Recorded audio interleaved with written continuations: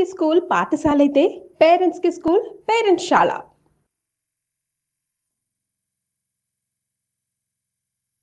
నమస్తే రమగారు. నమస్తే జయ. రమగారు, ఏదైనా ఒక మంచి స్టోరీ చెప్తారా? సలహాలు సంప్రదింపులు చాలా అవసరం అండి. కాదు, ఈ రోజుకి చాలా అవసరం రమగారు. ఎప్పుడు అవసరమే జయ.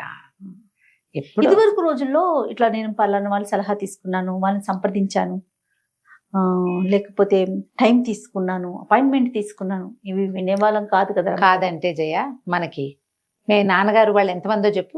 14 మంది రమ్మగారు కదా. మీ అమ్మ వాళ్ళు 6 రమ్మగారు. ఇప్పుడు వాళ్ళు 6, వీళ్ళు 14. వీళ్ళకి సలహా సంప్రదింపు, మంచి మాట, తిట్లు, చివాట్లు, విసిరాట్లు వాళ్ళకే ఉంది కదా మా సమాజం. మేము 10 మంది ఉన్నామా? 9 మందే మేము చెప్పు. అవును, మా అమ్మ నాన్న ఒక్కొక్కళ్ళే ఉన్నారు, అందుకని మేము ఇంతమంది ఉన్నాం అనుకో. ప్రతి వాళ్ళకి మోర్ దాన్ 5 ఉండేదిగా, అక్కడే సరిపోయేదంట. మరి ఇప్పుడు ఇందులో మనకి చూడు, మనమే ఇంతమంది ఉన్నావా? మన నాన్నలు వాళ్ళు 1 డజను, మన తాతలు వాళ్ళు 1 డజను. ఇప్పుడు పెద్ద చింతాతలు, మన తాతల్లో ఒక ఆయన చాలా తెలివిగల అపరచాణిక్య తాత ఒకడు ఉంటాడు. వాళ్ళందరికీ సమాధానం ఆ తాత. ఎవరికైనా ఏదైనా డౌట్ వచ్చింది ఆ తాత చెప్తాడు. చింతాతని సలహా అడగాలి. చిన్నమ్మమ్మ మంచి ఆడపిల్లలకి బాగా చెప్తుంది. చిన్నమ్మమ్మకి బాగా కుట్లు అలికలు ఏమిటో వచ్చు. చంటి పిల్లల సేవ ఒక ఆవిడకి బ్రహ్మాండంగా వచ్చు. ఆవిడొచ్చి ఈ పిల్లలకి పురుడు పోయటానికి దగ్గరకు వచ్చి ఉండేవాళ్ళు. అట్లా మన సమాజాలు ఎంత పెద్ద విజయ.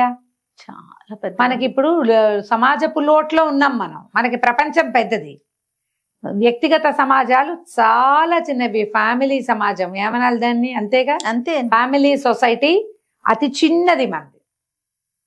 అందుకని మనకి సలహాలు సంప్రదింపులు నాలాంటి పెద్దక్కయ్యలు కావాలి. అప్పుడు అక్కర్లా, అవసరం లేదు. పైగా పల్లెటూళ్ళల్లో ఉంటే ఒక 10 ఇళ్ల వాళ్ళు స్నేహంగా ఉండటం. పక్కింటి మావయ్య, వెనకింటి అత్తయ్య, పక్క వీధిలో పిన్నిగారు, ఎదురింటి మామగారు. ఎవరైనా ఆంటీలు ఉన్నారమ్మా ఆ రోజుల్లో? పిన్ని, అత్తయ్య, మావయ్య, పెదనాన్న, బాబాయ్, ఎన్ని రకాలు ఉండేవాళ్ళమ్మా. మన సొంత పింతల్లులు కాకుండా మనకి చుట్టుపక్కల కొలోనియల్ పింతల్లులు ఎంతమంది ఉండేవాళ్ళు, అవునా కాదా? మరి సమాజం ఎలా ఉండేది అప్పుడు? ఇప్పుడేముందమ్మా, దౌర్భాగ్యపు సమాజంలో ఉన్నాం మనం. నిజమే రమగారు. ప్రతి చోట రూపాయి ఖర్చు పెట్టందే మనకు సలహా సంప్రదింపు కూడా రాదు. అదే కదా, మంచి మాట రాదు. ప్రతిదానికి ఖర్చు పెట్టాలి మనం, అవునా కాదా? కాబట్టి ఆ కాలం వేరు, ఇది వేరు. ఇప్పుడు అడుగుతున్నాం మనం సలహాలు, కార్పొరేట్ ఐడియాస్ అవన్నీ కూడా మనం సలహాలు తీసుకుంటున్నాం. పెయిడ్ ఐడియాస్ ఉన్నాయి. సలహా సంప్రదింపుల మీద ఒక కథ. ఒక పల్లెటూరులో ప్రదీపుడు అని ఒక మోతుబరి రైతు ఉండేవాడు. భార్య, కుమారుడు, కుమార్తె, బాగుండేది, సంపన్నుడు. అయితే వేరే ఏదో ఊరు నుంచో లేదా ఒక పట్టణం నుంచో, చిన్న సైజు పట్టణం నుంచో వీళ్ళ పెద్ద సైజు గ్రామానికి కుటుంబంతో సహా తరలొచ్చాడు కుముదుడు. వచ్చి పక్కన ప్రదీపుడు పక్కింట్లో చేరాడు. ఒకరోజు ప్రదీపుడు ఇంటికి వచ్చి, నేను మీ ఊర్లోకి వచ్చేసాను, ఇక్కడ ఉండబోతున్నాను, నువ్వు చాలా తెలివిగలవాడని అందరూ చెప్తున్నారు, మరి ఇక నుంచి నీ సలహా సంప్రదింపు నాకు తప్పకుండా కావాలి, నీ సలహాలతో ఈ ఊర్లో సెటిల్ అయ్యి జీవితాన్ని ముందుకు తీసుకెళ్లాలనుకుంటున్నా, ఇక్కడ స్థిరపడాలనుకుంటున్నాను అన్నాడు. పకాలన నవ్వి ప్రదీపుడు ఏమన్నా, నేను సలహాలు గిలహాలు చెప్పను, ఎవరి పద్ధతి ప్రకారం వాళ్ళు వెళ్ళాలి ముందుకి, నా రకంగా నేను వెళ్తా, నీ రకంగా నువ్వు వెళ్ళు, సలహాలు అవి నేను చెప్పను అన్నాడు. కుముదుడు అన్నాడు, దాందేం పోయింది, నీకు సలహాలు నువ్వు చెప్పకపోతే నేను చెప్తానుగా అన్నాడు. పక్కపక్కన ఉంటున్నావు, ఆ మాత్రం చేదోడు వాదోడుగా ఉండాలిగా, నీకు సలహాలు సంప్రదింపులు నేను చెప్తానన్నాడు. అంటే దానికి ప్రదీపుడు ఏమన్నాడు, నేను ఇతరుల సలహాలు కూడా తీసుకోను, నేను ఏనాడో ముగించుకున్నా, ఎవరికి చెప్పను, ఎవరి దగ్గర సలహా తీసుకోను, నా పద్ధతి ప్రకారం నా జీవితం నేను ముందుకు తీసుకెళ్తా, నాది నేనే ఆలోచించుకుంటా, బలువో సులువో, నా కష్టమో నిష్ఠురమో నేనే పడతాను, అంటే నువ్వు వద్దన్నా నేను మాననులే అని అన్నాడు కుముదుడు. కొన్ని రోజులు గడిచి ఓ రోజు కుముదుడు వచ్చి, నువ్వు లక్షాధికారి అన్నారు, నీ దగ్గర 1,00,000 రూపాయలు ఉన్నాయట, మరి ఎందుకు ఆ డబ్బు పెట్టెలో పెట్టి మూల కొడతావు, శుభ్రంగా వడ్డీ వ్యాపారం చేసుకోవచ్చుగా, వ్యవసాయం మీదే బాగా సంపాదించావు, వడ్డీ వ్యాపారం చేసుకోవచ్చు కదా నువ్వు అనేసరికల్లా ప్రదీపుడు అన్నాడు, వడ్డీ వ్యాపారం ఏం సులువు అనుకున్నావా, ఎవరైనా అవసరాల్లో ఉండే అప్పుకొస్తారు, తీర్చగలిగేదే ఉంటే వాడు అసలు అప్పుకే రాడు, అంతేగా, తీర్చగలిగేది ఉండదు కాబట్టే అప్పుకొస్తాడు. అప్పుకొస్తే మనం వాళ్ళ దగ్గర నుంచి డబ్బులు వెనక్కి తీసుకోవాలంటే చాలా కటువుగా ఉండాలి వాళ్ళతోటి. వాళ్ళకి కష్ట నిష్ఠూరం మనం పట్టించుకోకూడదు. అప్పిచ్చేవాడికి కష్ట నిష్ఠూరాలు పట్టవు, నా డబ్బు నాకు కావాలంతే. వడ్డీ కూడా అలాగే వసూలు చేసుకోవాలి, డబ్బులు అలాగే వసూలు చేసుకోవాలి. నేను ఏదో సాత్వికుడిగా పేరు పొందా. ఇప్పుడు నా దగ్గర డబ్బులు ఉన్నాయని నేను అప్పించి రేపొద్దున క్రూరుడుగా నేను ఎట్ట మారను? అది మనలాంటి వాళ్ళకి లాయకీ కాదు. నేనైతే చెయ్యను. నా డబ్బులు నా దగ్గరే ఉంటాయి, ఏదో వ్యవసాయంలో మదుపు పెట్టుకుంటాను అంతే తప్ప నేను చేయను అన్నాడు. సరే బాగానే ఉంది, సరేలే అని కుముదుడు వెళ్ళిపోయాడు. కొద్ది రోజులు పోయింది. ఈ ప్రదీపుడికి ఒక కూతురు ఉంది. పిల్ల కొంచెం 18వ ఏడు 16వ ఏడు 18వ ఏడో వచ్చింది. మళ్ళా కుముదుడు ఒకరోజు సాయంకాలం కబుర్లు చెప్పడానికి వచ్చి అన్నాడు, చక్కగా మీ పిల్లవాడికేమో చదువైంది, మీ అబ్బాయికి చదువు అయిపోయింది కదా, పిల్లకు కూడా పెళ్ళిడు వచ్చింది, మీ అబ్బాయినేమో పట్నం పంపించు, మంచి ఉద్యోగం వస్తుంది, వాడి సంపాదన వాడు సంపాదించుకుంటాడు. రేపు పెళ్లి పేరెంటం అయితే కోడల్ని అక్కడికే పంపించేసేయచ్చు హాయిగా. ఈ లోపల పిల్ల ఉంది కదా, పిల్లకి కనుక ఒక లక్షణమైన సంబంధం చూసి ఇల్లరికని తెచ్చుకుంటేవా అల్లుడు వచ్చి వ్యవసాయం అది చూసుకుంటాడు.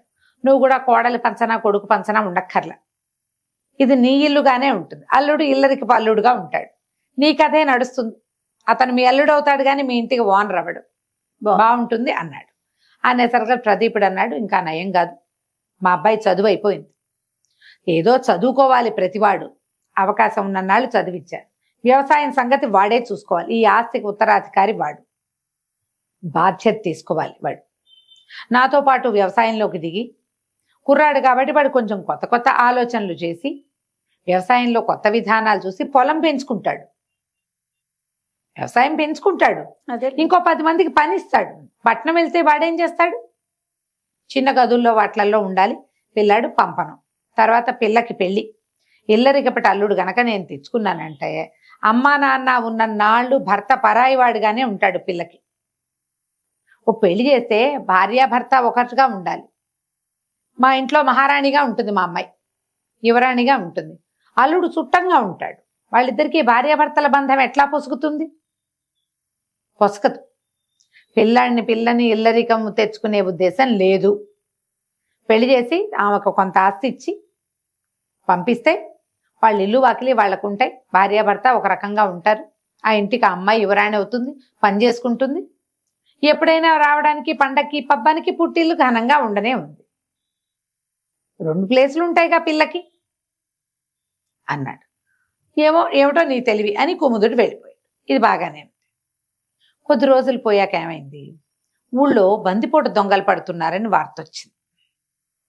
మళ్ళీ కుముదుడు సాయంకాలం పూట ప్రదీపుడికి కనపడ్డాడు. ఏమన్నాడు, దొంగలు పడుతున్నట్టు, నీ దగ్గర బోల్ డబ్బు ఉంది, డబ్బంతా ఎక్కడైనా దాచేసి ఇనపెట్టె ఖాళీగా ఉంచేసి సరిపోతుంది, డబ్బులు దాచేసి ఎక్కడైనా గొయ్యి తీసి పాతిపెట్టి గుర్తుగా పెట్టుకుంటే సరిపోతుంది అన్నాడు.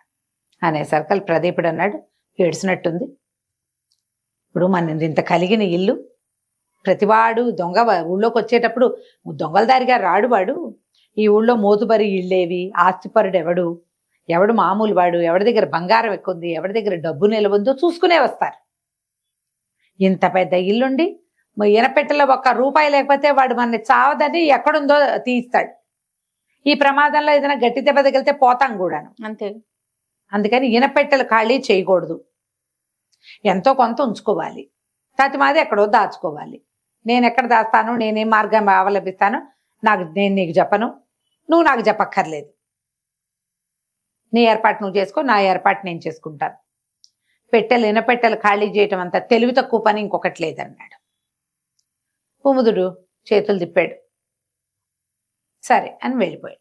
ఇంతలో ఏమైంది, ఆ ఊరి జమీందారు గారు రంగారాయుడు గారికి తల్లి ఉంది, ఒక 75 ఏళ్ళ ఆవిడ కిందెట్టు మీదెట్టుగా ఉందని చెప్పారు, అయిపోయింది అని. ఒకడెవడో బ్రహ్మాండ వైద్యుడు ఒక ఆయన వచ్చి ఆవిడకి ఏదో వైద్యం చేశాడు, ఆవిడ శుభ్రంగా కోలుకుంది. అయిపోయింది అనుకున్న మనిషి మళ్ళీ వాకిట్లో తిరిగి గుళ్ళో కూడా వచ్చే స్థితి వచ్చింది. తల్లి కోలుకుందని ఆయన బోల్డ్ అంత సంతర్పణ చేశాడు. మా అమ్మ ఉండగానే ఆవిడకి ఎంత బాగా చేస్తానో ఆవిడ కోసం ఆవిడ తెలుసుకుంటుందని సంతర్పణ పెట్టాడు.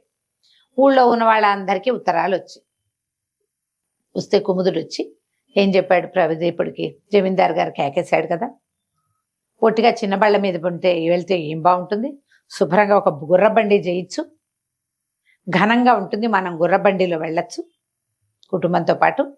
వెళ్ళాక తర్వాత గుర్రబండిని అటు ఇటు మనం తిప్పడానికి రవాణాగా కింద వాడుకోవచ్చు, వ్యాపారానికి వ్యాపారం కూడా అవుతుంది, ఈ ప్రోగ్రాము కుదురుతుంది. చాలా మంది చేస్తారు కదా, ఎక్కడికైనా వెళ్ళాలంటే అప్పటికప్పుడు ఏర్పాటు చేసుకుంటారు. అనేసరికల్లా ఇతను అన్నాడు ప్రదీపుడు, నా వల్ల కాదు, జమీందారు 100 మందిని పిలిచాడు, అందులో మనం ఒకళ్ళం. ఈ గొప్పకపోవాల్సిన అవసరం ఏముంది? అవసరం లేదు. పైగా ఈ గుర్రబండి మనకేమైనా అలవాటా పడ వ్యాపారస్తులు, నేనేమో వ్యవసాయదారుని. ఈ గుర్రాలు, దాని మాలిష్లు, దాని వ్యవహారాలు నాకు అవంతా తెలియవు. దాంతో వ్యాపారం చేయడం నాకు చేత కాదు, నేను ఆ పని పెట్టుకోను. ఆయన పిలిచాడు కాబట్టి వెళ్ళొస్తా, సామాన్యంగా వెళ్తాను అనేసరికల్లా కుముదుడు చిరాగ్గా అన్నాడు, సామాన్యం అంటావు, నువ్వు వెళ్తే మరి ఆడాళ్ళని ఎట్లా తీసుకెళ్తాం? మన దారిన మనం వెళ్ళాలంటే మీ ఇంట్లో ఆడవాళ్ళని తీసుకొస్తామేమో, నేను కూడా మా వాళ్ళని తెద్దామనుకున్నాను, నువ్వు మరి ఇట్లా అయితే ఎట్లా అన్నాడు. అనేసరికల్లా నేను అసలు మా ఆడవాళ్ళనే తీసుకురాను, మా పిల్లని అక్కడ నలుగురిలో చూపించే ఉద్దేశం లేదు నాకు, నేను ఒక్కడనే వెళ్తా సింపుల్గా, ఏదో జమీందార్ గారింట్లో ఇవ్వటానికి ఏదో బహుమతి తీసుకుని వెళ్ళొస్తాను అనగానే కుముదుడు విసుక్కున్నాడు, నువ్వు మీ ఆవిడ్ని పిల్లల్ని తేపోతే నేను కూడా తేలేను, మా వాళ్ళని కూడా తీసుకురాలేను, నువ్వు ఎప్పుడు ఇలాగే అంటావు, మీ ఆవిడ రాకపోతే మా ఆవిడ రాదు, నేను నీతోటే రావాలి, సరే పదన్నాడు.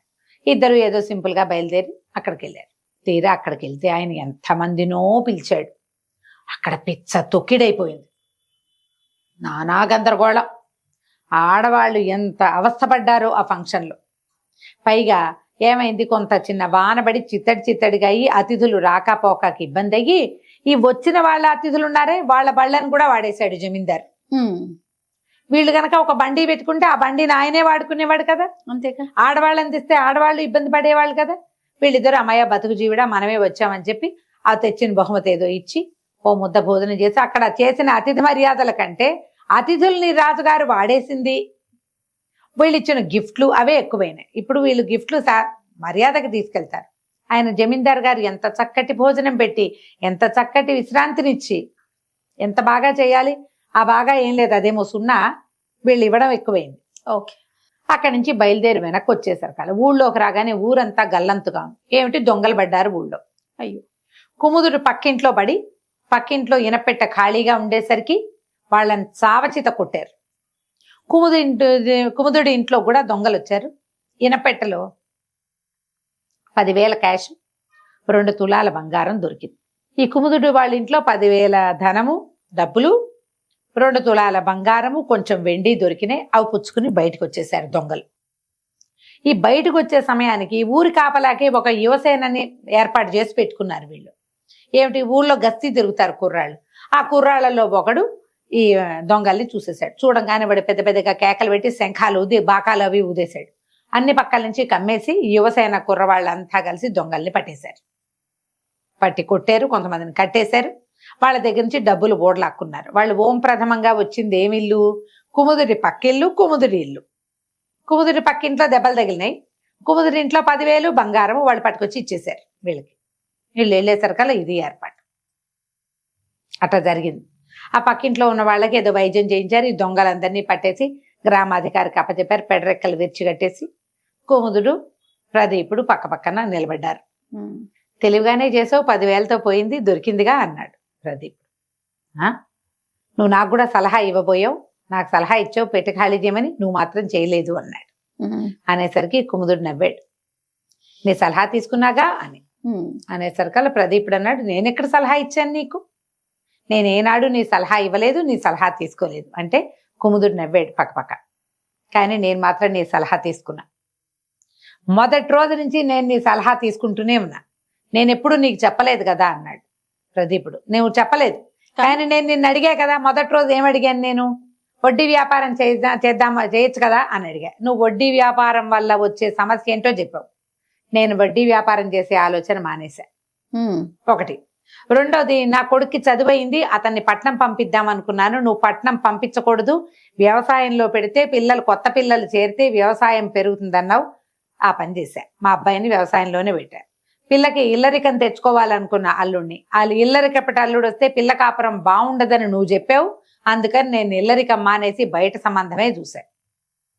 డబ్బులు ఎక్కడ పెట్టాలి అని నేను నిన్ను అడిగాను, ఇనపెట్టె ఖాళీ చేయమని నేను నీకు చెప్పాక నువ్వు అది కాదు, కొంత డబ్బు ఉంచి మిగిలింది దాచాలన్నావు. నేను కేవలం 10,000 నుంచి 90,000 దాచిపెట్టాను. నాకు చెప్పొద్దన్నావు, నేను నీకు చెప్పలేదు. అన్ని సలహాలు ఆ, తీసుకున్నాడు. అక్కడి నుంచి జమీందారింటికి ఎలా వెళ్ళాలో బండి నువ్వు వద్దన్నావు, భార్య బిడ్డల్ని తీసుకెళ్ళొద్దన్నావు, సింపుల్ గా వెళ్ళాలన్నావు. నువ్వన్నవే నేను పాటించాను. నేను నీ సలహా తీసుకుంటూనే ఉన్నా. ఏం చేయను అని నిన్ను అడగల. ఇది చెయ్యి అని నీకు చెప్పా. చెయ్యొచ్చో కూడదో, చేస్తావో చెయ్యవో నువ్వు చెప్పావు నాకు. ఇది సలహాయేగా. అది ఇప్పుడుకి నవ్వొచ్చింది. ఊరి నీ కడుపుడక నీకు ఎన్ని తెలివితేటలు అంటే, అవును మరి నువ్వు నేను ఇరుగు పొరుగు ఉన్నావు, అన్నదమ్ముల్లాగా పక్క పక్కన ఉన్నావు. మా ఇంట్లో అక్కడికి నువ్వు, మీ ఇంట్లో అక్కడికి నేను రావాలి. ఒకళ్ళనొకళ్ళు సలహా సంప్రదింపులు చెయ్యాలి. నువ్వేమో సలహా సంప్రదింపు చేయనన్నావు. నాకు కావాలి. అందుకని నేను నా ప్రతి ఐడియా నిన్ను చేయమని చెప్పా. నువ్వు ఆ ఐడియాలో ఉన్న లోసుకు నువ్వు నాకు అర్థమయ్యేలాగే చెప్పాను. నేను అది చేయటం మానేశాను. బాగుంది కదా అంతే. ప్రదీపుడికి సంతోషం వచ్చింది, నవ్వు వచ్చింది. అక్కడి నుంచి అన్నాడు, సరే మన ఇద్దరం సాయిదా ఫాయిదాగా వెళ్దాం, ఇక నుంచి ఏదైనా మనం సంప్రదించుకుందామని. ఆనాటి నుంచి ఇద్దరు స్నేహితులు అన్నదమ్ములుగా ఉండి ఒకరి సమస్యకి ఒకరు సమాధానం చెప్పుకుంటూ సంతోషంగా గడిపారు. కథ కంచికి మనం ఇంటికి. చాలా చాలా బాగుందండి. నమస్తే రమ్య గారు. నమస్తే జయ.